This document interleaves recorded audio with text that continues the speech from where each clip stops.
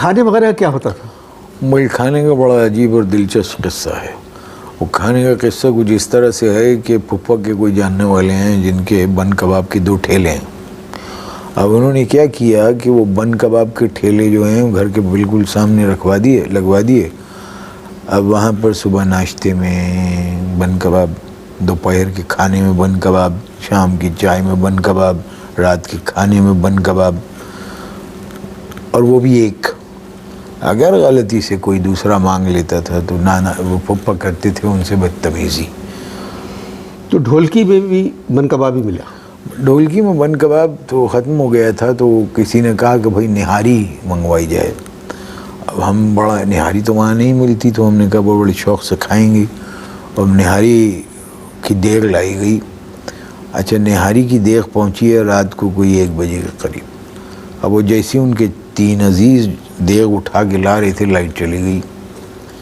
अब वो पहली मंजिल पे उनको लेके जाना था देग। अब वो देग लेके जब चढ़ना शुरू हुए तो एक उनमें उनके अजीज़ थे जिनका नाम था एहतशामुद्दीन। वो एक सीढ़ी मिस कर गए अंधेरे में। अब सीढ़ी मिस कर गए तो पहले तो चीख आई एहतशामुद्दीन की, उसके बाद वो बड़ा वाला भगोना जो है वो गिरा धड़ाड़ धड़ाड़, और फिर एक एहतशामुद्दीन की चीख आई एम्बुलेंस। लिए साहब एक भगदड़ मच गई अंधेरे में, हाथ को हाथ सुझाई नहीं दे रहा था। सारी निहारी एहतशामुद्दीन पर गिर गई। अब जब हमने एहतशामुद्दीन को ऐसे अंधेरे में टटोला तो हमने तो अपने फूफा से कह दिया कि ये तो इख्तितामुद्दीन लग रहे हैं मुझे। खैर साहब उनको लेके गए अस्पताल। डॉक्टरों ने देखा बच गए, वो ठीक हैं, बच गए, लेकिन काफ़ी जला गए हैं। डॉक्टरों ने, जब हम पहुंचे अस्पताल तो डॉक्टर जो है बगल में से उनकी बोंग निकाल रहे थे। खैर साहब ये हुआ। अच्छा, अब उसके बाद आइए बारात वाले दिन। अच्छा, मेहंदी का बताया ना, मेहंदी में क्या हुआ? मेहंदी में क्या? नहीं, जब मेहंदी का किस्सा भी सुनाइए ना, टाइम तो कम है मतलब। अब देखिए, मेहंदी का किस्सा अगर सुनाने बैठ गए तो बहुत तवील हो जाएगा। अब हम आपको वो सुनाते हैं बारात का किस्सा। चले। असल में हमारे फूफा जो हैं, अब बाराती वही आप अंदाज़ा लगाइए कि 35 तो वो थे अफराद जो घर में थे, और फिर काफ़ी लोग जमा हो गए। अब सवाल ये उठता था कि ये जाएंगे कैसे, बारात जाएगी कैसे। और बारात जानी थी कहाँ? बनारस से मलिर जानी थी। तो अब उन्होंने, हमारे फूफा के दोस्त हैं, वो सोशल वर्क करते हैं, बहुत बड़ा भक्ति भाव है उनका यहाँ पर। क्या नाम है उनका? एधी साहब जो हैं वो बहुत शक्तिशाली आदमी हैं, बहुत शक्तिशाली हैं, बहुत ज़बरदस्त आदमी हैं। तो उनसे दोस्ती है, तो उन्होंने कहा कि भाई मैं 5-6 एम्बुलेंस जो है वो मैं आपको दे देता हूँ। अब उन एम्बुलेंस में सारे बाराती बैठ गए, हम भी बैठ गए। अब एम्बुलेंस चली तो ड्राइवरों ने क्या किया, शौक़ में कि भाई बारात जा रही है, उन्होंने वो सायरन बजाना शुरू कर दिया, फी फाँ फी जो सायरन है।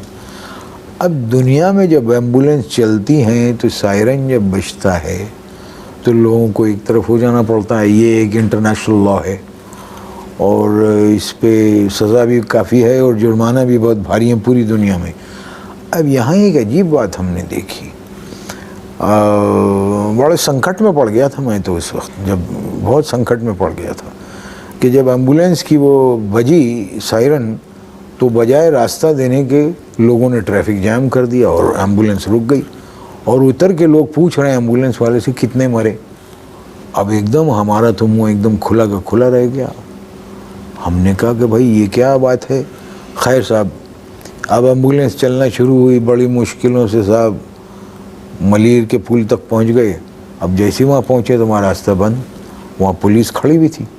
अब पुलिस कहने लगी कि जी वापस जाइए आप। हमने कहा भाई कैसे वापस जाइए, बारात है। हम चूँकि अगली एम्बुलेंस में बैठे हुए थे इसलिए हम ही उतर के बात करने लगे। तो हमारे लबो लहजे से वो पहचान गया पुलिस वाला, कहने लगा फॉरेनर लगते हो। हमने कहा जी हम विदेश से आए हैं, हिंदुस्तानी हैं। तो कहने लगे कि देखिए आप यहाँ से चले जाइए क्योंकि आगे हो रहा है झगड़ा, और झगड़े में कहीं आपको रगड़ा ना पड़ जाए, इसलिए आप झगड़े में मत जाइए। तो हमने कहा भाई पहुँचने की क्या जरूरत है। फूफा कहने लगे कोई बात नहीं, आज वॉक करेंगे। कहने लगे क्यों? कि वॉक एम्बुलेंस तो खड़ी थी वहाँ। एम्बुलेंस खड़ी थी, उन्होंने कहा कि भाई अब ये एम्बुलेंस से जाएंगी, अब इनकी ज़रूरत है। एम्बुलेंस तो चली गई, सारी उतार के चली गई। और फूफा कहने लगे कि वॉक करेंगे। कहने लगे 68 में हमने आखिरी दफ़ा वॉक की थी, जगह ही नहीं मिलती, वक्त ही नहीं मिलता। कहने लगे इसी बहाने वॉक करेंगे। तो आप अब साहब पूरी बारात जो है वो पैदल चली जा रही है, और माफ़ कीजिएगा एक अजीब सी आवाज़ें आ रही थीं जो लोग देख रहे थे। कुछ तो समझे पागलों का टोला है। कहने लगे पागल है। हमने कहा भाई कहाँ से पागल हैं? मेरे पास अगर वक्त होता तो मैं शादी में क्या हुआ उसके बारे में ज़रूर पूछता। मैं ज़रूर मेरा वक्त बताता। खत्म मुझे हो खुद चुका भी है। बहुत दिलचस्पी सी पैदा हो गई थी आपके जी। प्रोग्राम। मैं गुजारिश करूँगा आपसे कि ये जो कुछ रिकॉर्ड हुआ है, जी जी, इसकी एक आप सीडी वीडी हमें बना के दे मैं दीजिए। आपको इसकी सीडी 2 बनाऊंगा, हिंदुस्तान एक में- फूफा के लिए और एक आप। बढ़िया ना, बहुत बहुत शुक्रिया। बहुत शुक्रिया। तशरीफ लाए। बहुत शुक्रिया, बड़ी सहायता की आपने, और बहुत आभारी हूँ मैं आपका। बहुत शुक्रिया।